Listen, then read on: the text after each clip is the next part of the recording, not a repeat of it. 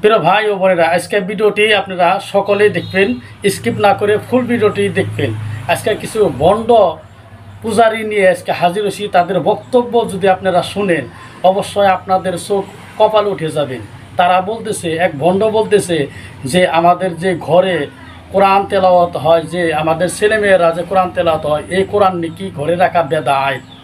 নাউজুবিল্লাহ, বেদাত বলে দাবি করতেছে এই ভণ্ড পূজারী। আপনারা শুনলেই আপনারা চোখ কপাল উঠে যাবেন। শুনুন এই ভণ্ডর বক্তব্য। করে যে কোরআন শরীফ আছে, কোরআন শরীফটা বেদাত, এটা আমার নবীর জামানায় ছিল না। আরে বোকার বাচ্চা বোকা, তুই কি জানোস না সেই যুগে মানলাম, তোর কথা মেনে নিলাম, সেই যুগে ছাপানো ছিল না। কিন্তু এই যুগে মানুষকে বোঝানোর জন্য, যাতে প্রত্যেক মানুষ জানি কোরআন পড়তে পারে, সেই জন্য প্রত্যেক লিঙ্গিসে আরবিকে কোরআন ছাপানো হয়েছে। মানুষকে বোঝানোর জন্য, মানুষের জন্য সহজ করা হয়ে গেছে। তুই কি বুঝবি? তোর মাথায় শুধু গোবর। আপনি মাদ্রাসা বানাইছেন, বেদাত। আমার নবীর জামানায় মাদ্রাসা ছিল না। এই হারামির বাচ্চা হারামি, মাদ্রাসা যদি বানানো বেদাত হয়, তাহলে তুই কোন স্কুলে পড়া মই পিসা হয়েছ? তুই ওই হারামি, কোন স্কুলে পড়া তুই টুপি পড়ছত, পাঞ্জাবি পড়ছত? শিক্ষা অনুষ্ঠান, ধর্ম শিক্ষা অনুষ্ঠান না থাকলে আলেম ওলামা হওয়া যায়। ধর্ম শিক্ষা অনুষ্ঠান না থাকলে তুই আলেম হইতে পারতি? তুই তো দাবি করছত বড় আলেম। এই আলা গাদা, তাহলে তুই কোন জায়গায় শিখছত? তুই কি তোর বউর কাছে শিখছত?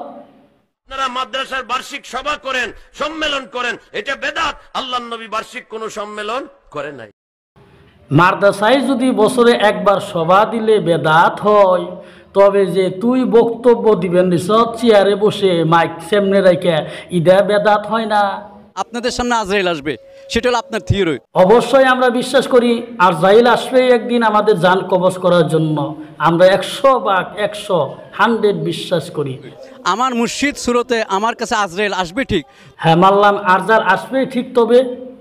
তবে কি বল বল বল, তবে কি? আমরা শোনার জন্য বসে আছি। তবে আজরাইল জান কবজ করবে না, আমার সরাসরি গাউসে বাগদাদ আমার জান কবজ করবে। কি কইলি হারামির বাচ্চা? তোর জান কবজ করবো গাউসে পাক? হালার বোকার ঘরে জানে বোকা। যদি আমল ঠিক থাকে তবে তোর জানটা বালালেই কবজ করব। আর যদি আমল ঠিক না থাকে রে, উল্টা করে তুই ভয়ে মুইতে দিবি, পিছন দিয়ে মাল বের হয়ে যাবো গা যখন জান কবজ করে আর যাইল। ও অলি আল্লাহকে যদি কোনো তোমরা ভালোবাসো, আমি আল্লাহ তোমাদেরকে ভালোবাসলাম। তামসা দেখছো হারামির বাচ্চা হারামি। অলিয়া উলিয়ার দরজা এত বড় হইলে অলিয়া উলিয়ার কোনো ক্ষমতা আছে জান্নাতে নেওয়া যাওয়ার জন্য? কোনো পাওয়ার নাই। সব ইয়া নাফসি বলবো। একমাত্র আল্লাহ রাসূল সাল্লাল্লাহু আলাইহি ওয়াসাল্লামই পারবেন, সব সাফাইত করতে পারবেন। এই আল্লাহ রাসূল সাল্লাল্লাহু আলাইহি সাল্লাম নবীর নাম না গাইয়া তুই অলির নাম কস, বাইরে আমরা উঠাইয়া দিব তোর।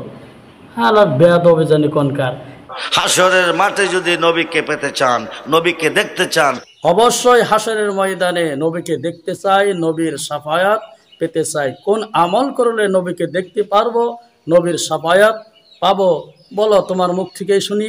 নবীর সাফায়াত পেতে চান, বড় বড় গুনাহ করেন। আস্তাগফিরুল্লাহ আস্তাগফিরুল্লাহ। আল্লাহ ইনাকে তুমি হেদায়েত দান করো।